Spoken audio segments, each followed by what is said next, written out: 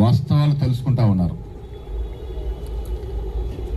ఎవరు మాయమాటలు చెప్తారు, ఎవరు వాస్తవాలకి దగ్గర ఉండి పనిచేస్తారనేది ప్రజలకి అర్థమవుతా ఉంది.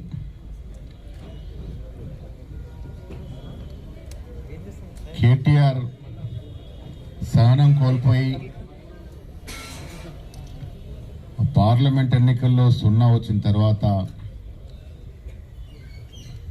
ఈ ఎన్నికల్లో ఎలాగో ఓటమి తప్పదని తెలిసి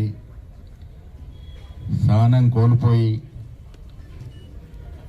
ప్రజాస్వామ్యాన్ని అదే ఓటర్ని అవమానపరిచే విధంగా మాట్లాడుతూ ఉన్నాడు.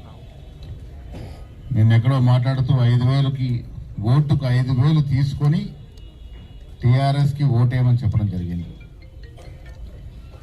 నేను ఎలక్షన్ కమిషన్కి రిక్వెస్ట్ చేస్తామని సుమోటోగా తీసుకొని కేటీఆర్ మీద తక్షణమే కేసు ఫైల్ చేయాలి. అంటే ఓటర్ అనేవాడు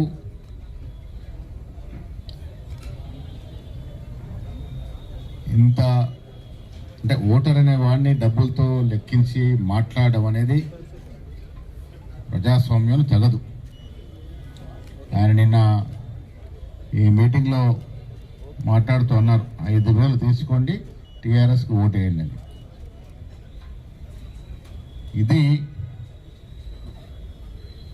ప్రజాస్వామ్యంలో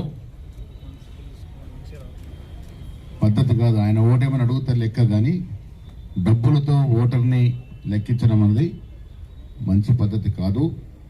ఎలక్షన్ కమిషన్ తక్షణమే కేటీఆర్ మీద కేసు నమోదు చేయాలి. ఇవాళ కాంగ్రెస్ పార్టీ ఎన్నికలకు ముందు ఇచ్చిన హామీల్లో మెజారిటీ అంశాలు నెరవేర్చి ఓట్లు అడుగుతా ఉన్నాం. ఇంకెక్కడో హానా పెళ్లిలాగా ఉంది అన్నాడు. హానా పెళ్లి వ్యవహారం అంతా మీ చుట్టూ తిరుగుతూ ఉంది. దానికి కారణం డబుల్ బెడ్రూమ్లని ఎగ్గొట్టినటువంటి గనులు మీరు. ఉద్యోగాలని మనం ఉద్యోగాలు మనకొస్తాయని ఉద్యమంలో ఉసిగొలిపి ఎంతోమంది అమాయక యువకుల యొక్క ప్రాణాలు బలిగొన్న చరిత్ర మీది. తీరా 2014లో అధికారంలోకి వచ్చిన తర్వాత ఉద్యోగాలన్నీ మీ ఇంట్లో పెట్టుకున్న ఘనత మీది. ఉద్యోగం నడిపినప్పుడు తెలంగాణ వచ్చే వరకు ఇంటికో ఉద్యోగం అని, తర్వాత 1,00,000 ఉద్యోగాలని యువకుల్ని మోసం చేసి అహనా పిల్లలో కోడిగట్టే చూపించినట్టు చూసి తీరా అధికారంలోకి వచ్చిన తర్వాత మీ ఇంటి నిండా ఉద్యోగాలు పెట్టుకున్నారు. ఇవాళ